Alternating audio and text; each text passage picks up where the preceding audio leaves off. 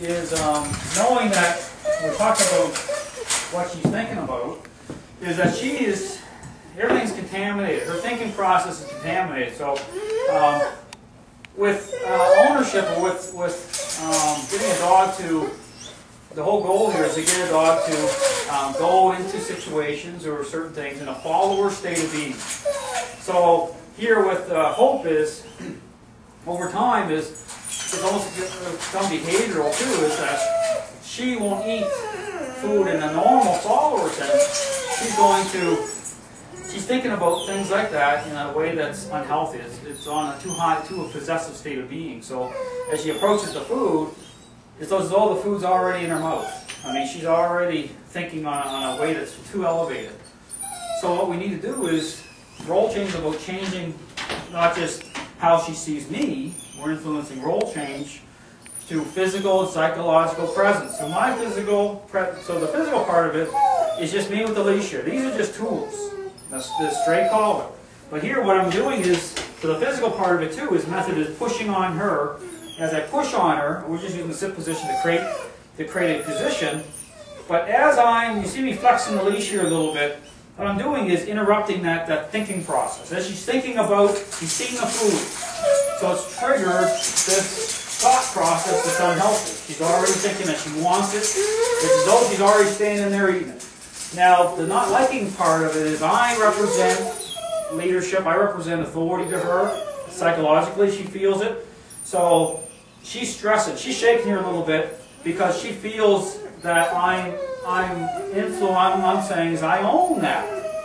Everything comes through me. So the whole point of this exercise, and this is how we treat anything as an exercise, this food dish exercise is a way to create role change. It's a way to get her to change how she thinks about things, and a way to get her to the stress and anxiety. It's reverse psychology with dogs.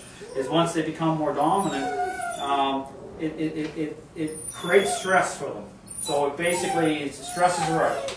So the in the moment stuff for me to change this is I'm constantly interrupting how she's thinking right now. It's the context. Context is everything. Everything is contaminated. So as she's thinking over here, I'm just focused on, now see me push on her back here? It's creating a higher moment. She looks up at me. Okay, so this is like a magnet, draws her up. So here, there's moments that we're using the sit position, and there's little moments that I'm creating, little micro moments I call them. So as I'm flexing the leash, it's these like layers of the onion. I'm cutting through them a little bit with a knife, like the layers of thought. So as she's thinking about wanting something on this dominant state of being, I'm interrupting it, and I'm saying is that everything comes through me. So that dish, to me, it's as though that dish doesn't exist. It's there. I'm just focused on changing how she thinks.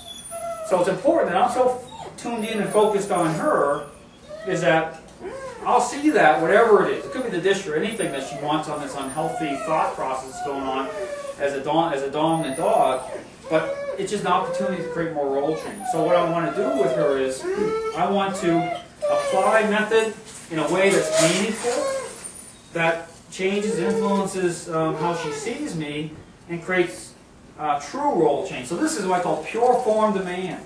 We talked about this a little bit, but pure form demand is without an expectation of something in return. I'm influencing change with her, which means that I'm putting method on her in a way that says you're doing it without an expectation of a food treat or something that she might get in return, because that's empowerment. See her, now as I push on her back here, my fingertips are in, I'm pulling up a little bit, you'll see calmness coming over her face right now. So what this pushing part of it on her back is causing is a higher amount of pure form demand. I'm not choke chaining her, I'm not putting undue authority onto her, because most of it's coming through the power of my mind. Okay, so here, depending on her levels of thinking, if it's extremely high, she's really stressing, and she's really, then I don't want to be too close to whatever it is that's triggering. I'll start over here. Now, in my head here, I'm not thinking about she needs to eat the food. You know, she's just wanting that, whatever it is, in a dominant way that's become behavioral. It's become a behavioral issue. So here, I'm going to work her. I want to change. I want to interrupt her thinking. I want to create these moments around that food dish.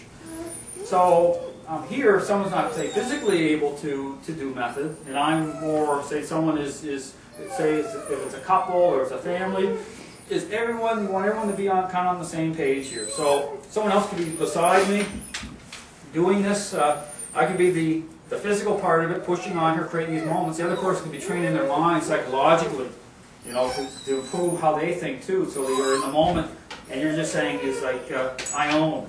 So here, I'm going to approach the food dish slowly, but depending on her current, how she's thinking, is I'm just focused, it's a trip, it's a journey to the food dish. But I want to do it in a way over time that she starts to become more in a follower state of being. So even, you'll see dogs become very possessive of things like food because they're thinking about it in a way that's unhealthy.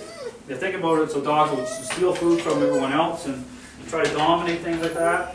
Well, she sees me as a dog. Like that dogs share that connection with us. We discussed this. So dogs see us that way. So human comes last. Dogs are linked up to here. They share this. So what that causes is my thinking, my thoughts can't be a source of power to her. I can't be thinking bad things or thinking that she's hurt or this whining behavior, all this behavior is stress reaction. Especially for the younger dog. Younger dogs will become really stressed out. So even though Hope is not a young dog here now, but we have to, it's become part of this whole situation. So here, I'll walk her forward. Now as I move her forward, you see me, I'm keeping psychological hold of her, which means that the physical part of it, I'm putting her into the sit position. But that's as a position. You know, that's just a position we're creating. This is an obedience class. This is dog psychology. So as we're moving here closer with her, I'm right in tune with her. I'm putting authority on her. She's going to shake. I mean, this issue with her has been going on a long time. So I don't want to get too close to it. This is a transitional process. So this is what I want to do with her every day to change how she starts to become more accepting of being a follower, but as she becomes more accepting of authority, she'll start to release this unhealthy dominant role and state of thinking. So both are tied into one. You know, there's expression, behavior's expression. How a dog expresses himself is behavior. So here, go forward, sit, moment. So here with her, what we want to do is, you can go ahead and shut the door there. Okay. So here, sit. As we're doing this, what you want to do is focus on getting my moments. Now we're not going to, because she's so elevated, we're not going to get perfect moments with her at times. So that's the other thing.